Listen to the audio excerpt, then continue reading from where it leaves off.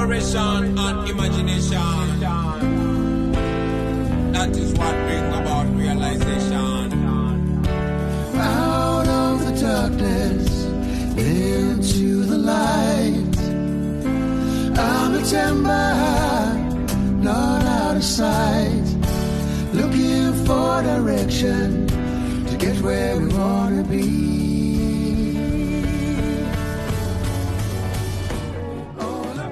60 years ago, a group of Singaporean policymakers visited Kenya to learn about development. Strange to think that just 2 generations ago, few would have given Singapore, or Asia for that matter, much chance of success. The Southeast Asia region was just emerging from various wars against imperialism, then replacing colonial ideas with communist and socialist ideologies.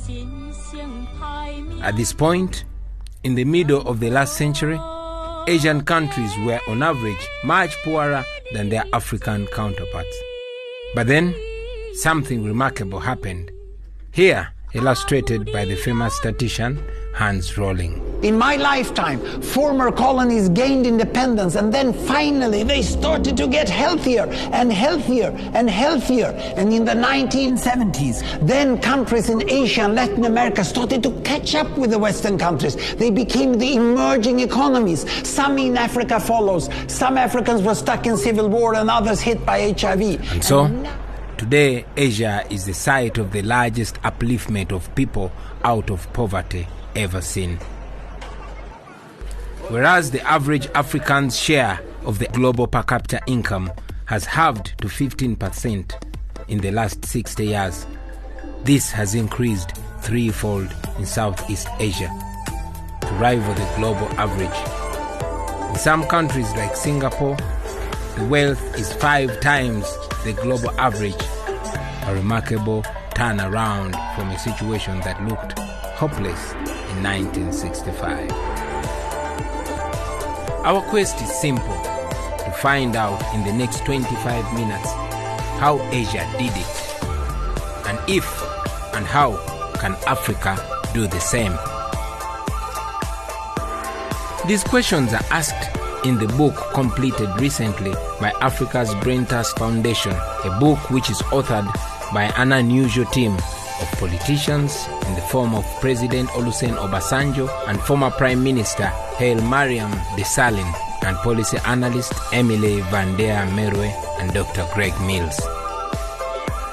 Let's go and find out the answer to the fundamental question which the book poses.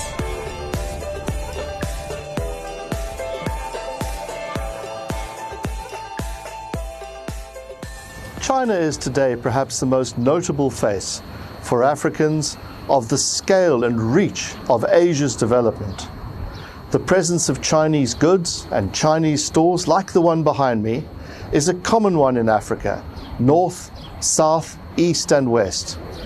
But Asia's development journey started in Japan 150 years ago, a country that we know as the home of famous global brands such as Toyota, Sony, Mitsubishi and Mazda.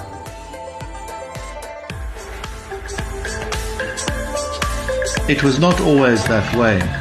Today Japan is unrecognizable from the nation it was just 75 years ago, when atomic bombs were dropped on Hiroshima and later Nagasaki, killing nearly 250,000 people and flattening the cities. With the war over, Japan quickly set about recovery, not willing to let even this crisis go to waste. The day following its surrender, a committee came together to discuss the country's restoration. There is perhaps no better illustration of the manner in which Japan has continuously innovated and adapted than Mazda, a company which quite literally rose from the devastating ashes of Hiroshima to become a global technology leader. The company is testament to Japan's long-standing foundations of education and an openness to foreign expertise, along with the need for substantial grit and personal hard work. Then, as now, Mazda had its headquarters in Hiroshima's Aki district. Started in 1920, it diverted into rifle production during the Second World War, like many other large Japanese companies.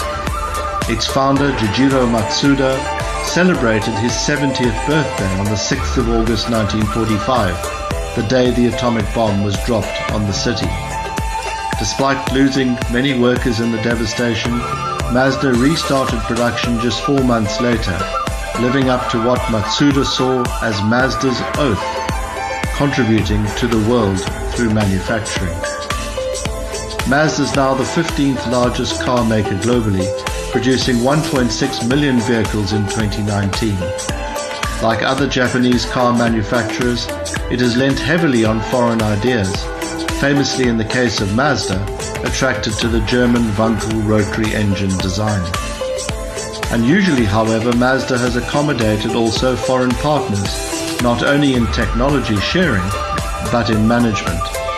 Today it is pushing once more the technological envelope, with its Hiroshima plant capable of assembling a car every 30 seconds. With such a combination of innovation and pragmatism, and led by the likes of Mazda, Toyota, Suzuki and Honda, Japan was quickly able to rise again from the embers of war, and in so doing, showed the way for others in Asia. Private sector, at the end of the previous samurai period, was quite ready to absorb Western civilization, particularly technology, and also the institutions such as the parliament and constitutions and the joint stock companies. These were very easily absorbed. So many entrepreneurs ready to adapt to such technologies, not only in Tokyo and Osaka and Nagoya, but all over Japan. I think Japan already had very strong industries at the world-class level before the war, and that's one of the reasons we could manage to go to war with the rest of the world.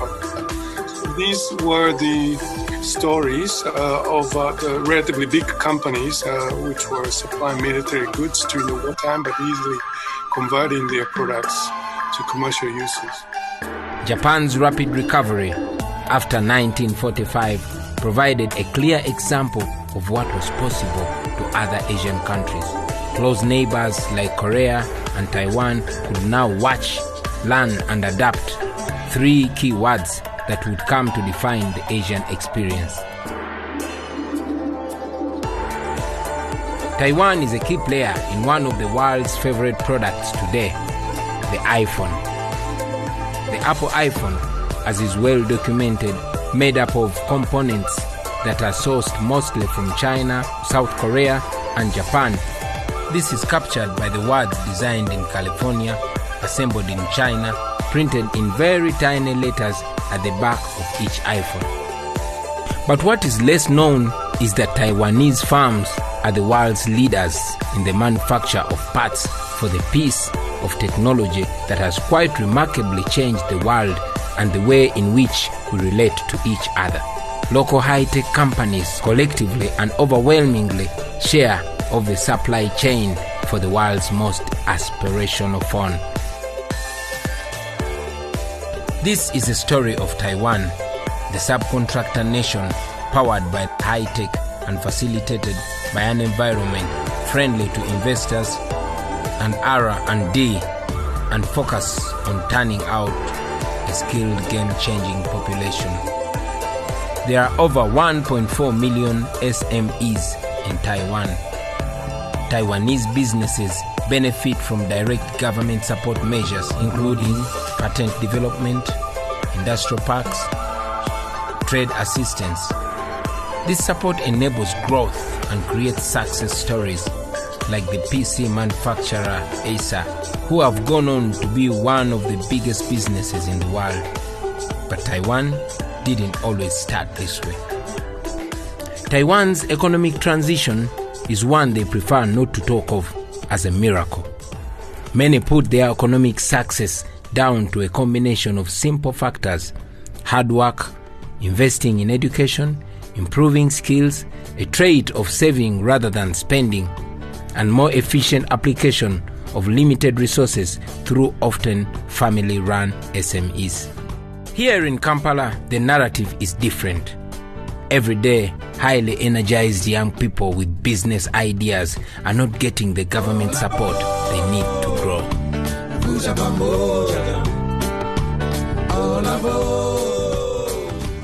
By 2025, most Africans will be living in an urban environment. This offers advantages of economies of scale in the delivery of infrastructure and in the supply of a critical mass of labor. Yet one of the things we learned from our travels around Asia is that just providing the hardware of infrastructure, while important, is not enough for development. One aspect that Africa could learn from Asia is in the importance of creating an enabling policy environment for business to get on with what it knows how to do best, how to make a profit, making it easier for the likes of those in a place like Siayanzela behind me to prosper.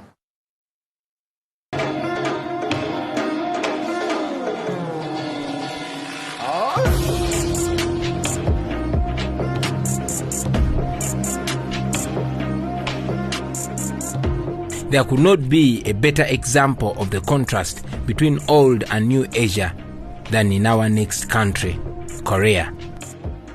South Korea has become a vibrant, modern, huge success story, home to Samsung, LG, and of course, the Gangnam Style music. Oppan Gangnam Style. By comparison, little has changed in its neighbor to the north, serving as a stark reminder that development only comes to those who actively pursue an end to business as usual. The links between malignant dictatorship and failure to develop economically and socially are abundantly clear, both in Asia and in Africa.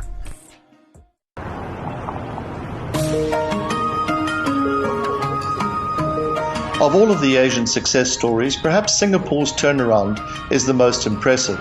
For many, it is hard to believe that only 5 decades ago, Singapore looked and operated like this. After attaining their independence, Singaporeans sent a delegation to come and learn from Kenya. When I was a Prime Minister, I sent a delegation to Singapore to learn. We must understand what happened in the intervening 40 years to change our fortunes so dramatically. 50 years after its separation from Malaysia, in 2015, Singapore's GDP per capita was, at over $50,000, nearly 5 times greater than Malaysia's, and greater than that, too, of its former colonial master Britain, which it had overtaken 10 years before. Colonial-era statues are a source of great controversy, as reminders for many of an era of dispossession, humiliation, and exploitation. This explains why some prefer to see them removed altogether. Singapore has, however, today taken another approach. Statues of the founder of modern Singapore, Sir Stamford Raffles, are today retained in prominent places. Roads, shops, hospitals, train stations, hotels, and even elite schools are named after the former colonial governor, who even lends his surname to business class in Singapore Airlines. Instead of attempting to discard very painful bits of its colonial history, Singapore has built on its historical foundations, proving in the process that it is possible not to be a prisoner of your past. The success of Singapore can largely be credited to the visionary leadership shown by Lee Kuan Yew and his meticulous attention to the details of governance and delivery.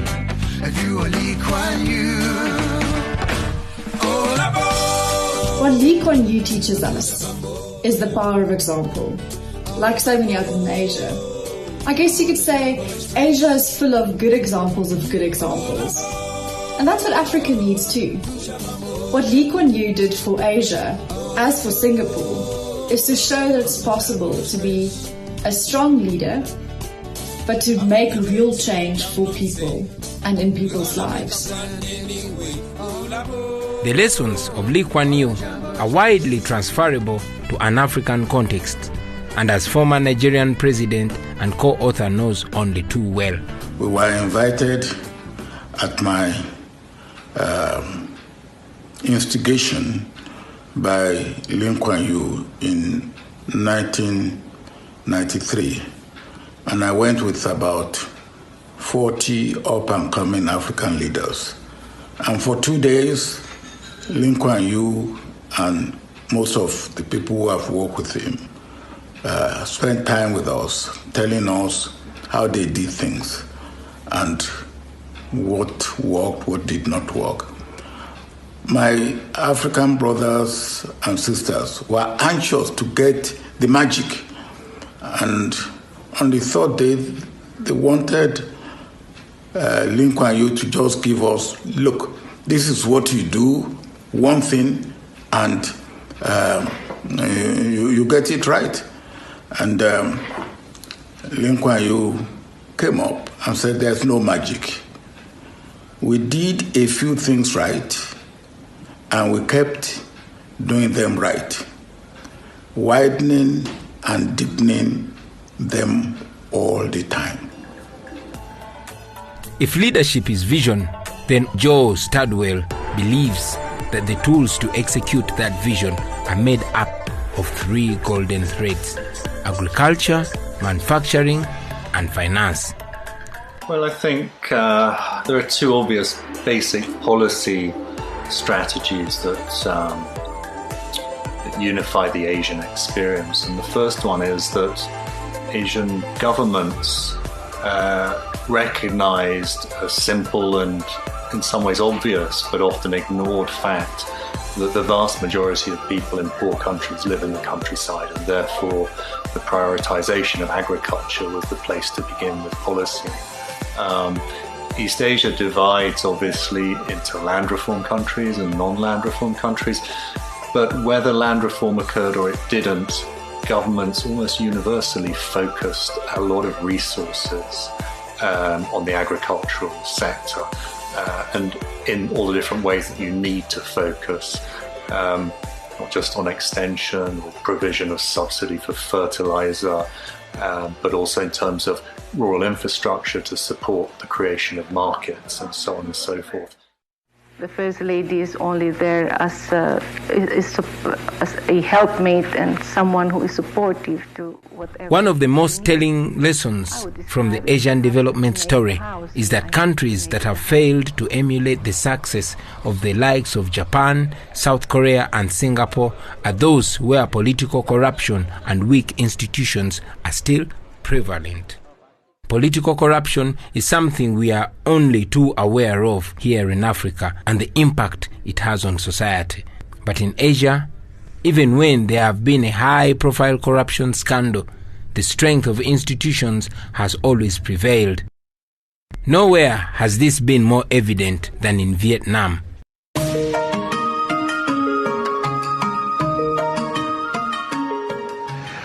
There's no country in the world which has suffered more than Vietnam has. It was occupied by 4 countries, China, France, Japan, and the United States for more than 1,000 years. It suffered more than 3 million war dead and had more bombs dropped on it than were released by all sides during the Second World War. It has a long, discontiguous geography, a selection of weak neighbors, and a very difficult topography. Take it from me, I once cycled from the north to the south. And then to cap it all, faced with a mammoth task of reconstruction and rebuilding the country, after reunification in 1975, the communist government imposed a command economic system, which resulted in shortages of basic goods, including the local staple, rice. Then in 1985, the government changed.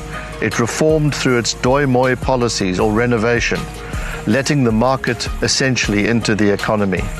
The result is 35 years of high growth and a rapid improvement in the standard of living of more than 100 million Vietnamese. Instead of a shortage of basic goods, it's now the world's 2nd largest rice and coffee exporter and is a major manufacturer of consumer goods from motorbikes to electronics. And its old enemy, the United States, is now a strategic ally. Essentially, Vietnam used policy and openness to stage a second liberation, this time from economic hardship and from bad policy choices.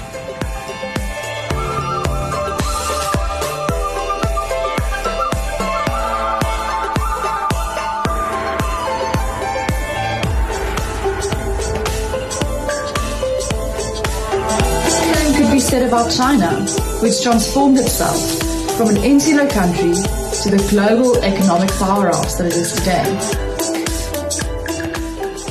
China's disastrous economic and social experiments of the 1960s demonstrated the cost of having too much state and too little market. Its subsequent and rapid transformation from poverty to prosperity has since become the great global economic success story of the late 20th and early 21st centuries. But it did not attempt everything at once. In learning lessons from others in Asia and also from Mauritius, China opened up through enclaves. It did not happen all at once. China also did not dip 800 million people out of poverty in one stroke. It took time and a prioritization. It started with Shanghai, and across the region, there came other cities like Shenzhen. From this start came the widespread and rapid development we see today. Asia's development has not been without its challenges, not least the implications on climate change and human rights. It's worth remembering that developments in China and elsewhere in Asia came at an environmental cost. Africa must avoid these pitfalls in using its rich store of natural endowments in a sustainable fashion. Africa now has the benefit of experience to cherry-pick only the positive aspects of Asia's growth while forging a new path for herself. Our little journey around Asia has demonstrated what is possible and should give hope to all of Africa. If it is possible for a communist government burdened by a history of disastrous policies and with more than 1 billion people to feed, one can create economic success, then there's no reason that Africa cannot. The message from Asia is as clear as it should be inspiring. Transformation is possible. So what's Asia's big lesson for Africa? Asia teaches us that with better leadership choices, Africa can have a very different future. Asia teaches us that by embracing the private sector, Africa can lift its citizens out of poverty and create wealth. Asia teaches us not to be the prisoners of the past. Of course, we should look forward and acknowledge the impact of the past, but we shouldn't be bound in it. Most importantly, use a crisis. Crisis should be used as an opportunity, and we shouldn't miss it. Asia tells us that sustained success comes from getting the basics right, prudency, and prioritization. Asia shows us time and time again, whether or not we succeed or fail is primarily our responsibility and not that of outsiders, and is also a consequence of the better choices that Africa makes. Africa is full of potential and opportunities. If we support, invest, and travel locally, we help build the future, and whether or not we succeed, it falls entirely on us. On the Jumbo Express. All aboard, Muja Mamoja. All aboard, on the Jumbo Express. How long it takes we cannot say. We're gonna make a plan anyway. All aboard, on the Jumbo Express.